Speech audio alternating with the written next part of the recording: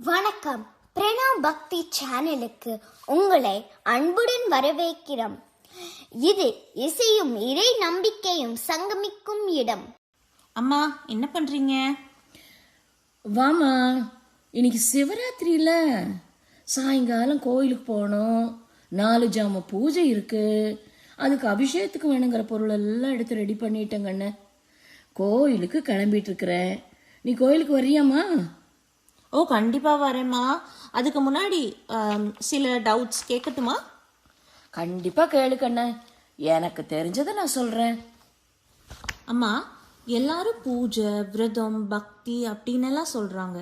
ஆனா சரியான புரிதல் இல்லாம இதையெல்லாம் செய்யற மாதிரி எனக்கு தோணுது. என்னம்மா, நான் நினைக்கிறது கரெக்டா? கண்ணு, கேள்வி வந்துருச்சுல்ல, கண்டிப்பா பக்தியும் வர ஆரம்பிச்சிருச்சுன்னு அர்த்தம். இது நல்ல விஷயம் தானே. சரி, உன் கேள்வி கேளு.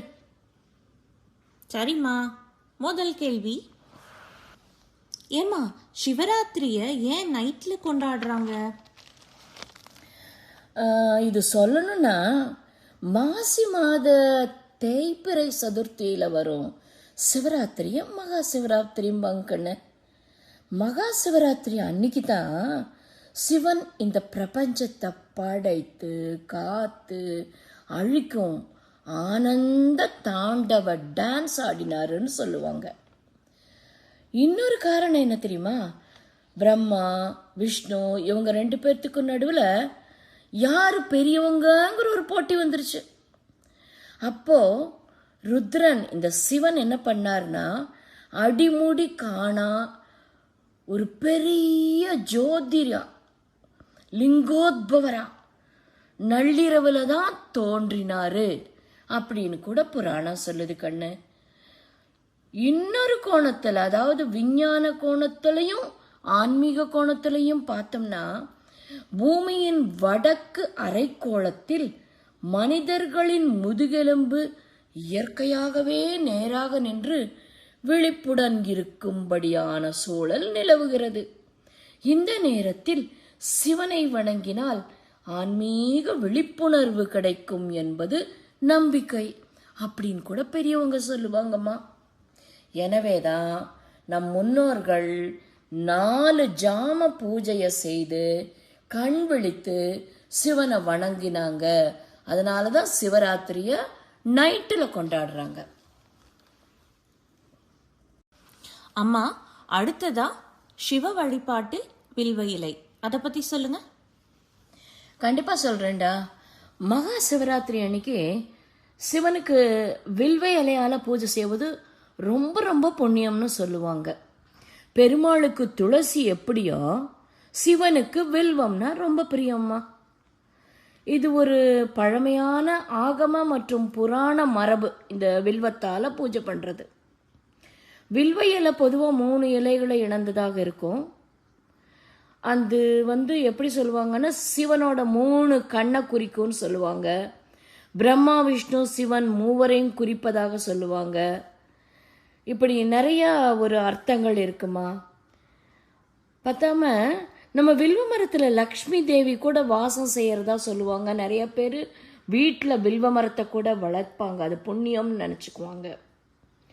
ஒரு வில்வ தளத்தில் நாம் சிவனுக்கு பூஜை செஞ்சா 1000 தாமரை மலர்ல அவருக்கு பூஜை செஞ்சதா அர்த்தமா.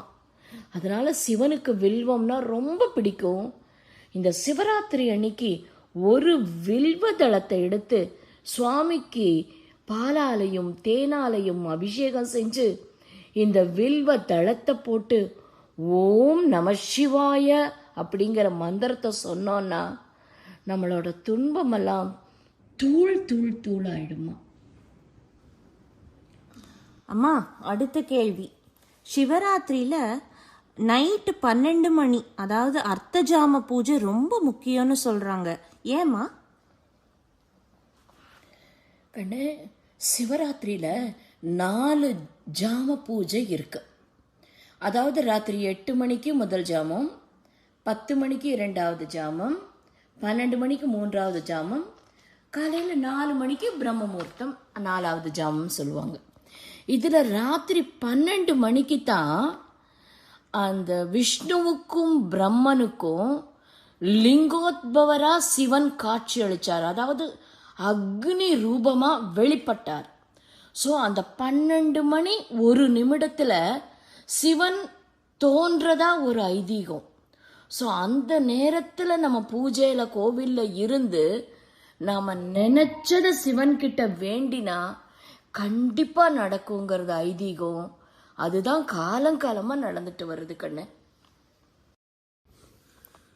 அம்மா, அடுத்து ஏன் சிவராத்திரி அன்னைக்கு அபிஷேகத்துக்கு முக்கியத்துவம் தராங்க? கண்ணா, பெருமாள் பார்த்தீங்கன்னா அவர் அலங்கார பிரியர். விதவிதமா அலங்காரம் தான் அவருக்கு செய்வாங்க. நம்ம திருப்பதி பிரம்மோற்சவத்துல எல்லாம் பார்த்துருக்கோம் இல்லையா? ஒவ்வொரு நாளும் ஒவ்வொரு அலங்காரம் பண்ணுவாங்க. அவருக்கு அது ரொம்ப பிடிக்கும். அது மாதிரி சிவன் ஒரு அபிஷேக பிரியர்.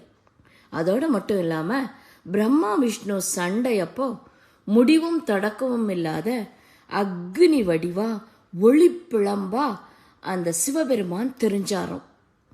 அக்னி ரூபத்தில் இருக்கிற சிவனை சாந்தப்படுத்த தேவர்கள் எல்லாரும் நீர் பால் அப்படின்னு பலவிதமான அபிஷேகம் செஞ்சு வழிபட்டாங்களாம். அந்த வழக்கம்தான் கண்ணு வழி வழியா இன்னைக்கும் தொடருது. அம்மா, தவிர்க்க முடியாத சூழல், கோவிலுக்கு போக முடியாத சமயத்துல வீட்லயே எப்படி சிவனை இந்த சிவராத்திரியில வழிபடுறது? கண்ணா, சிவன் ரொம்ப எளிமையானவர். அவர் தூய பக்திக்கு மட்டுமே கட்டுப்படுற ஒரு அருமையான கடவுள்மா. நம்மக்கிட்ட தூய்மையான பக்தி இருந்ததுன்னு வச்சுக்கோயேன், கண்டிப்பாக நம்ம கேட்டது கிடைக்கும். வீட்டில் ஒரு சின்ன சிவலிங்கமோ அல்லது சிவனோட ஃபோட்டோ இருந்தால் கூட போதும்மா. சிவ பார்வதியோட சேர்ந்து சிவ குடும்ப ஃபோட்டோ இருக்கு இல்லையா, அது இருந்தால் கூட போதும். கொஞ்சம் நம்மனால முடிஞ்ச ஏதாவது ஒரு நைவேத்தியம் வச்சு சக்கரை பொங்கலோ அல்லது நாம் என்ன சாப்பிட்றோமோ அது பழம் இருந்தால் கூட போதும். தண்ணீர், வில்வ இலை, கிடைச்ச பூக்கள் வச்சு சிம்பிளாக ஓம் நமச்சிவாயான்னு சொல்லி அந்த பூவை போட்டு நமஸ்காரம் பண்ணி நம்மளால் முடிஞ்ச எளிய நைவேத்தியத்தை வச்சாலே போதும். அந்த ஓம் நமச்சிவாயங்கிற மந்திரத்துக்கு அவ்வளவு சக்தி இருக்குமா. கூப்பிட்ட குரலுக்கு ஓடோடி வர்றவன் அந்த சிவபெருமான்மா. எல்லாருக்கும் நல்லதே நடக்கட்டும். ஏண்டா, நீ தான் தினம் ஒரு சிவன் ஸ்லோகம் ஒன்று அருமையா சொல்லுவியே, திருநாவுக்கரசரோட பாடல், அது சொல்லு பார்க்கலாம். மாசில் வீணையுமா? அதுதான்மா, அதுதான். மாசில் வீணையும் மாலை மதியமும் வீசு தென்றலும் வீங்கிளவேனிலும் மூசு வண்டரை பொய்கையும் போன்றதே ஈசன் எந்தை இணையடி நிழலே. அவ்வளவுதாம்மா. இந்த பாட்டு சொன்னாலே போதும். என்ன நேயர்களே, இந்த பாட்டோட பொருளை கொஞ்சம் கமெண்ட்ல போடுறீங்களா? என்னதான் நான் சொன்னாலும் நேயர்களாகிய நீங்கள் அதை எனக்கு எடுத்து கொடுக்கும்போது அதில் கிடைக்கிற சந்தோஷமே வேறதாங்க. எல்லாரும் நல்லா இருக்கட்டும். வாழ்க வளமுடன்.